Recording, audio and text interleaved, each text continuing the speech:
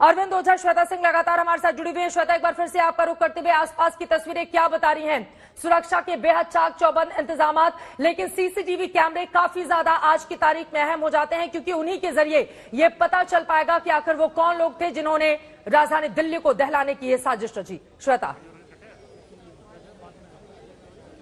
नहीं, एक बार तो चित्रा पहले ये पता होना होगा कि ये आईडी है तो किस तरह की है, क्योंकि ये रोड साइड बॉम्ब्स के तौर पर इस्तेमाल तो किए जाते हैं, लेकिन यहां पर आखिर उसमें धमाका किस तरीके से किया गया है, क्योंकि लो इंटेंसिटी तो बताई जा रहा है इसे, लेकिन अभी जो पूरा फोकस है वो इस बात पर है कि इसके बारे में और जानकारी हासिल की जा सके। और इसीलिए अगर बैरिकेड के उस पार आप देखेंगे तो वो जमावड़ा और वो जांच की कोशिश आप वही देख पाएंगे। यहां से इसके आगे यानी सीआरपीएफ के जो जवान लगे हैं उसके आगे मैं मोहसिन से कहूंगी कि उस तरफ की तस्वीरें आप लोगों को दिखाएं, ताकि उसे देखकर आप समझ सकें कि किस तरीके से गहन इस समय चिंतन चल रहा है और ये जांच बहुत महत्वपूर्ण हो जाती है। इजराइल जैसा देश की बात जब हम करते हैं तो इसमें एक सबसे अहम चीज हो जाती है कि बहुत सारे ऐसे लोग हैं, बहुत सारे ऐसे धड़े हैं जो इजराइल और भारत की दोस्ती को नापसंद करते हैं। और ये सिर्फ आज की बात नहीं है, हमने उस स्टिकी बॉम्ब वाला पूरा एपिसोड हमें याद है कि किस तरीके से किया गया था, या फिर जब 26/11 में मुंबई पर हमला किया गया था तो किस तरीके से इजराइल को एक संदेश देने की कोशिश की गई थी।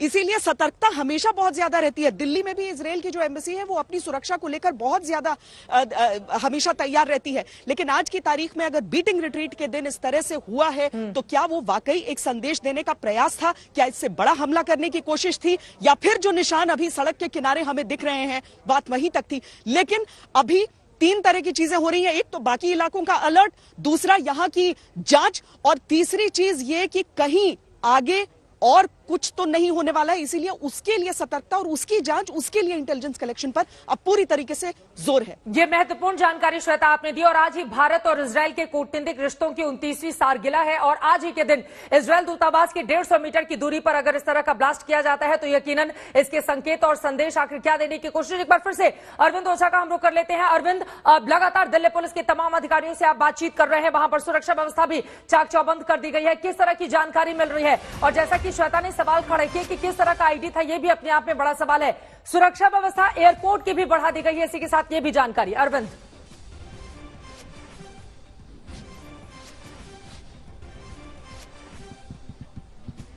अरविंद मेरी आवाज मिल रही है आपको? चलिए अरविंद के पास हम चलेंगे, उनका फोन कट गया है। सीआईएसएफ ने सभी इमारतों की सुरक्षा बढ़ा दी गई है, खासतौर से एयरपोर्ट की सरकारी इमारतों की सुरक्षा व्यवस्था बढ़ा दी गई है। दिल्ली पुलिस सूत्रों के हवाले से यह बहुत बड़ी जानकारी निकलकर सामने आ रही है। झाड़ियों के पास रखा गया था विस्फोटक, एक ही आईडी रखा गया था, इस तरह की जानकारी मिल रही है। मौके से कोई और बम नहीं मिला है, लेकिन यकीनन सभी एयरपोर्ट पर अलर्ट जारी है। राजधानी दिल्ली के जितने भी संवेदनशील हिस्से हैं उन सभी जगहों पर सुरक्षा कड़ी कर दी गई है, क्योंकि एक जगह अगर इस तरह का कहीं ऐसा तो नहीं कि दहशतगर्दों की ओर से ये ट्रेलर दिखाया जा रहा हो और कहीं और बड़े ब्लास्ट की प्लानिंग को अंजाम देने की कोशिश की जा रही हो। तमाम ऐसी आशंकाएं हैं जो यकीनन इस वक्त खड़ी हो रही हैं। अभी 26 जनवरी गणतंत्र दिवस परेड हम सब ने देखा किस तरह से भारी सुरक्षा व्यवस्था के बीच संपन्न हुआ। हालांकि दोपहर 12 बजे के बाद लाल किले से जो तस्वीरें सामने आई उसने सुरक्षा को लेकर बहुत सारे सवालों को भी जन्म दे दिया। अभी दिल्ली पुलिस उससे निपट ही रही थी, तब तक किस तरह की खबरें, वो भी तब जब एक तरफ बीटिंग रिट्रीट सेरेमनी जिसमें प्रधानमंत्री, राष्ट्रपति, तमाम गणमान्य लोगों की मौजूदगी होती है, और वहां से बिल्कुल पास 2 किलोमीटर से भी कम दूरी पर इस तरह के मामले को अंजाम दिया जाता है। हालांकि कोई हताहत नहीं हुआ, यह अच्छी खबर है, लेकिन आखिर वो कौन लोग थे जिन्होंने राजधानी दिल्ली को दहलाने की साजिश रची? ये सवाल बार बार इस वक्त खड़े हो रहे हैं, और इसी के साथ ही सुरक्षा एजेंसियों की चिंताएं भी बढ़ गई हैं।